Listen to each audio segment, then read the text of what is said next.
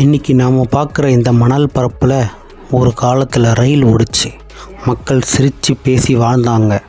ஆனால் ஒரே ராத்திரி ஒட்டுமொத்த நகரத்தையே கடல் அப்படியே முழுங்கிருச்சுன்னு சொன்னால் நம்புவீங்களா? இந்த மர்ம நகரம் தனுஷ்கோடியின் அந்த பயங்கரமான இரவுக்கு பின்னாடி இருக்கிற மர்மம் என்ன? 1964 டிசம்பர் 22 பாம்பன் பாலத்திலிருந்து தனுஷ்கோடியை நோக்கி ஒரு பேசஞ்சர் ரயில் போயிட்டுருக்கு. 115 பயணிகள். ரயில் தனுஷ்கோடியை நெருங்கும்போது ஒரு ராட்சத அலை அப்படியே அந்த ரயிலை தூக்கிட்டு போயிருச்சு. அந்த ரயிலில் இருந்த ஒருத்தர் கூட உயிரோட திரும்பலை. இன்றைக்கும் அந்த அமைதியான ராத்திரிகளில் அந்த ரயிலோட கூவல் சத்தம் கேட்குறதா அங்கே இருக்கிற மீனவர்கள் சொல்கிறாங்க.